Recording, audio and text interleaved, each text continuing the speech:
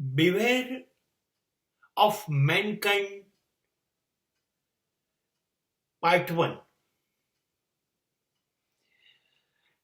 રહેવું છે તો સમાજમાં, તો ક્યાં જઈશું? સમાજ જેવો છે એની સાથે જ રહેવું પડશે. પાણીમાં રહેવાનું અને મગરથી વેર કેવી રીતે? આ જ સમાજમાં રહેવું પડશે. આ સમાજમાં બે પ્રકારના માણસ છે. એક જેને એવી ટેવ છે કે એ બીજા ઉપર ઇમ્પ્રેશન પાડશે, પ્રભાવિત કરશે, રૂલ કરશે. આ એક માણસ, આવો વર્ગ છે. અને બીજો વર્ગ છે જે બીજાથી પ્રભાવિત થઈ જશે. બીજો વર્ગ એ કોઈનાથી પણ એની ઇમ્પ્રેશનમાં આવી જશે. બે પ્રકારના માણસ છે. સાયકોલોજી બંનેને રોગ કહેશે. એક પ્રકારના માણસની એવી આદત છે કે બધા મને મહાન ગણો. તમે લોકો કઈ છો જ નહીં. Give me attention. અરે તમે બધા એ જ કરો જે હું કહી રહ્યો છું. એને સ્પેશિયલ એટેન્શન જોઈએ છે. હું કંઈક છું. મને આ કંઈક શબ્દ નથી ગમતો. I am not something, but what you believe, I am everything. And he is always trying to pull the attention of the people. આ માણસ શું છે ને, લોકો પોતાની બાજુ કેમ ખેંચાય અને લોકો હું જેમ કહું એમ કેમ કરે, આ પ્રકારના માણસો છે. એને સમાજ ઉપર વર્ચસ્વ જમાવવું છે આ લોકોને. અને એના માટે આ લોકો કંઈ પણ કરી શકે છે. આ લોકો નાટકીય હોય છે, ડ્રામેટિક, ડ્રામાબાજ, તમાશાબાજ હોય છે. એ કંઈક એવું કરશે કે જેનાથી બધાનું ધ્યાન એની તરફ જશે અને બસ હવે એને મરજી પડે, મજા આવી ગઈ.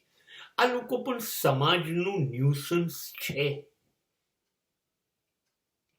એ કાયમ એવું બોલશે, એવું કાયમ એવું કંઈક વર્તન કરશે, એ છમકલા કરશે કે સમાજ આખો એના તરફ જોયા કરશે.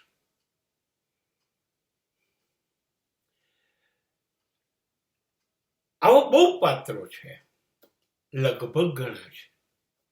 અને આ લોકો સુપિરિયરિટી કોમ્પ્લેક્સ, હું જ કંઈક છું, એનાથી પીડાય છે અને તમે કંઈ નથી. હવે બીજો જે માણસ છે, બીજા પ્રકારના માણસો, એ બી ઘણા બધા છે. મોટા ભાગનો વર્ગ છે જેને પાકી ખબર છે કે હું કંઈ નથી, હું ખાસ કશું બની શકતો નથી, મારી પાસે એવું કશું છે નહીં કે સમાજ મારી તરફ આકર્ષાય, બધા લોકો મારું એટેન્શન, મને ધ્યાનમાં રાખે, એવું કંઈ મારી પાસે છે નહીં. નથી મારી સુંદરતા, નથી મારી સંપત્તિ, નથી મારી પાસે સત્તા, નથી મારી પાસે કશું નથી કે લોકો મારા તરફ આવે. એટલે બીજો સીધો રસ્તો પકડી લે. જે લોકો કહે ને કે હું મહાન છું, બસ આ એની પાછળ થઈ જાય.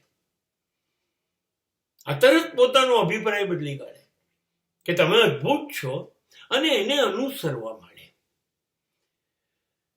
તમે શું કામ કોઈથી પ્રભાવિત થાવ છો? તું જે છું એ છું, ઓકે, એમાં મને વાંધો નથી.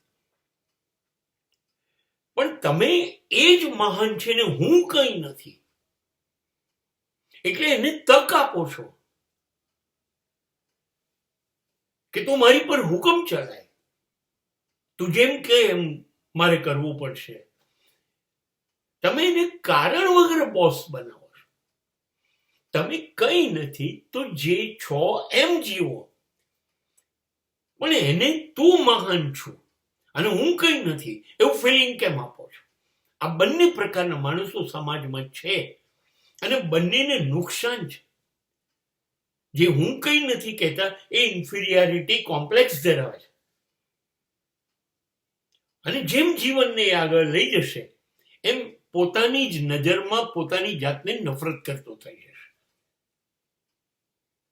પેલો સમાજની નફરતમાં આવશે, જે હું બધું જ છું, કેમ કે લોકોને નહીં ગમે છેલ્લે,